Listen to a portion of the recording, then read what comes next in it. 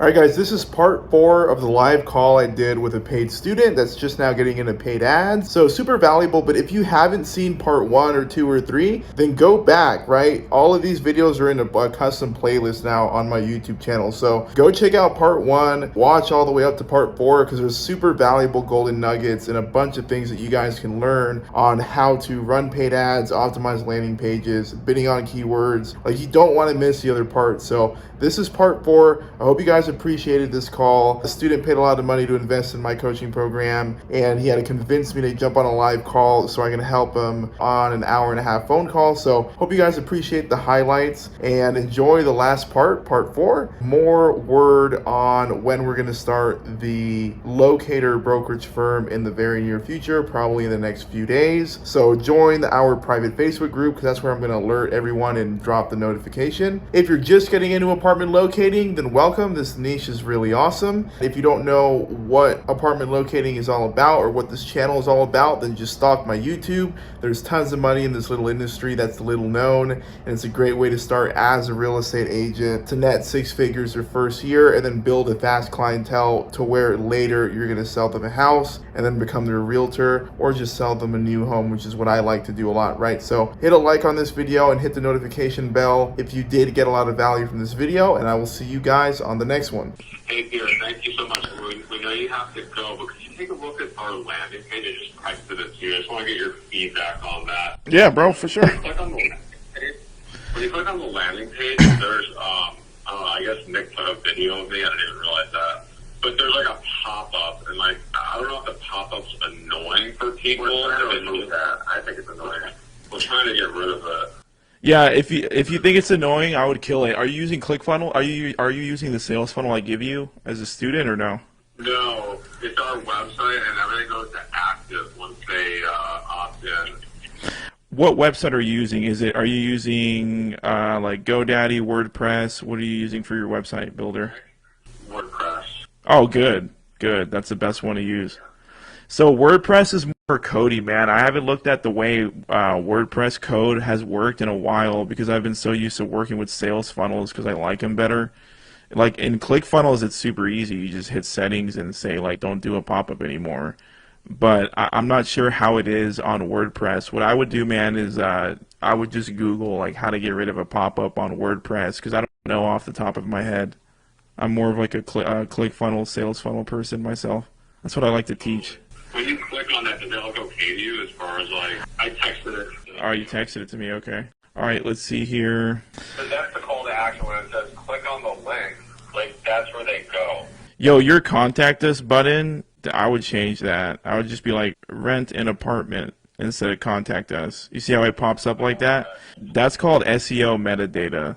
That, by the way, like, that's on Word. Like, just there should be an option on WordPress where you can change that metadata, like how it pops up. You're referring to the pop-up?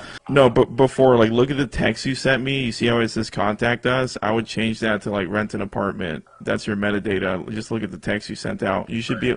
See, I can't help you with WordPress. I can't help you with WordPress stuff, because although I'll admit that WordPress is the best SEO friendly website builder, that's true. It's just so much. It's like, it's harder code for me personally. So I like sales funnels because they're easily customizable. And I pay for the annual fee for ClickFunnels, so it's cheaper than the monthly. So that's what I do. It's just easier to change things. But let me check this out. Pinpoint apartment, find your Texas apartment here. Let's see. Fill out form and receive a customized list. I don't like your heading colors because it's like camouflaging the little text, like the oranges. I'm on what am I on right now? I'm on an iPhone Safari. This should look different on Google. Hold on a second. Let me just copy this and go to Chrome. Okay, it still looks the same. Learn how to get 1 month free. Want to get 1 month free rent if you are moving within 60 days. Speak with one of our agents. Is that the pop-up that you don't like? That is, yeah. Yeah, I would kill that too. Like maybe like do like an exit. It's called an exit intent pop-up. Those maybe if you want to do a pop-up at all. It's like once their mouse scrolls to the X, then it'll pop up. But I don't really do pop-ups in general. I think nowadays it is kind of annoying. But yours wasn't even exit intent. It just like popped up anyways. I don't like that. Let me see your video real quick, Alex. Should that be more of like a video, like just explaining the service a little bit more? I think it's really redundant for like what Malena said. Your background music, bro. It's the same issue. Malena, she loves it. I mean, do the background for the intro, 5 seconds or so, maybe. But I mean, bro, I would just get to the point, and then be able to talk, be able to for people to hear you clear. I think you did a good job though, because your setting is actually inside of an apartment, so you're doing a good job. I would just get rid of that background music, or make it like 10%, so they can actually hear what you're saying. Because if people can't hear you and there's too much background music, they're just gonna scroll or bounce out. Having a video, like another video, like kind of like what we did. Like first they have the video, then you have the good creative, title and message, kind of like talking about the story. Click this link, tell them 3 times. And then once they click it, then they see another video kind of explaining the service. Is that Yeah. fine, you think? That's what I do. That's exactly what I do.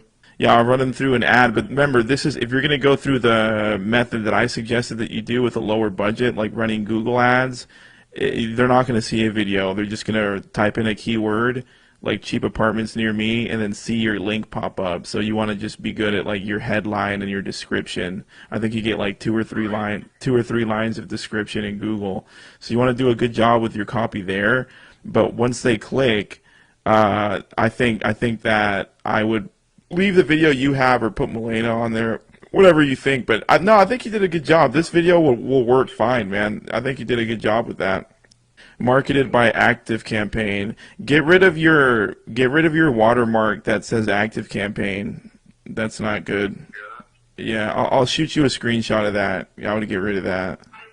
What kind of budget for the Google paid ad? With the Google budget, it's different because you're not running separate video creatives like Facebook. I would do $25 a day, and then give that. So per keyword, start with, it depends on how many keywords you're going to start with, whether it's 25 or 50, you could even do 75. What do you want to spend on it? I can answer that if you give me what you want to actually start spending on it. Like, what do you want to do? Like $600? Like 20 bucks a day? Is that enough or no? One sec, let me pull out the calculator. 20 a day times 30. Yeah, that's enough. You could do that, but if you're going to do $20 a day, then you couldn't do more than 25 keywords because you want your budget to spread evenly. Does that make sense? $50 or like $50 a day or $30 a day or something, $25 a day per 25. If you start with 25 keywords, $625. So yeah, if you have a budget of like $600 or so for the month, then I would not select more than 25 keywords. That's like right around where you want to be, like more or less. I'm like more or less 10% right. Like you can go 10% up, 10% down, but it's going to be right around there. Like $600 for around select 25 keywords. If you want to double your keywords and target 50, then I would just double that budget. Start with like 1,300. But this should work better for you though, because these leads on Google are more targeted. You just have competitors on these keywords as well, and you still need to close them well with your sales funnel, right? So this is a great way to quickly probably add maybe 30 grand or so more a month to your income, but you're not going to scale like a crazy team or a company unless you put on more keywords and way up your budget. But I think this is a good start, like 25 keywords, $600 or so to get good results. And then I would do that. I would play it that way. And then set up retargeting though. What's important is going to be retargeting. So if I were y'all, I would pick like 20 keywords. If I had low budget, I'd pick like 20 keywords that I researched the way we did live. I would run traditional Google ads the way I show you how to set up in the course. And then I would push those people $500 to do that. I would push the data from the Facebook pixel and set up retargeting ads. And with retargeting ads, those are a bit cheaper. Facebook doesn't charge you as much. So I would put another like $300, maybe $400 into just having retargeting. And you're not going to pay for retargeting ads unless there's people to present the ads for, right? So keep that in mind.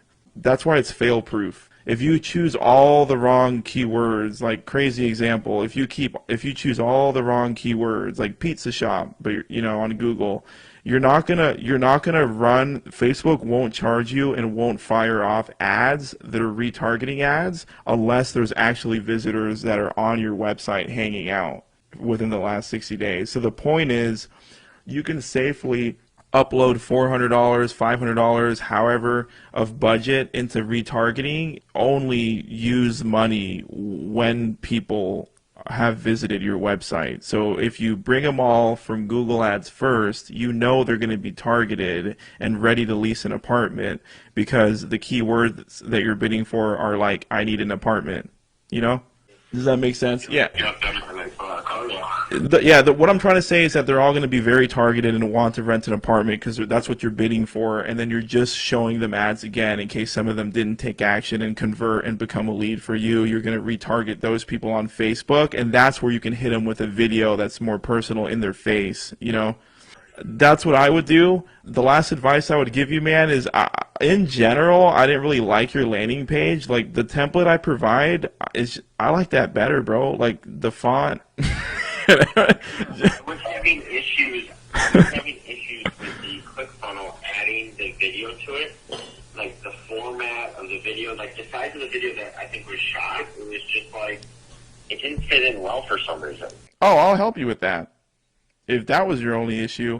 Because what's... It's so frustrating. I spent like 2 days. Oh, dude, that's easy, man. That's easy. Yeah, just next time that happens, just send me a DM. That's an easy fix. I like ClickFunnels better, man, and because you can just select whole entire templates that look amazing already, and then just swap out your info for them. I don't like your landing page. The video you have on there is fine. Like, it's to the point. Reduce the background music so you don't annoy anyone.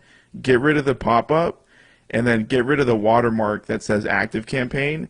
So then all that stuff is good. But the whole template and the font and the color, all of that, I didn't like it at all. So I'm not telling you to pay anyone to make it better or do it yourself. I would just choose a pre-existing template that looks great and it attracts your attention, and then just use that for free. That's what I've been doing in my business with ClickFunnels. So that's the one thing I want you guys to think about is everything else was good other than my suggestions, but I did not like the way that your landing page looked.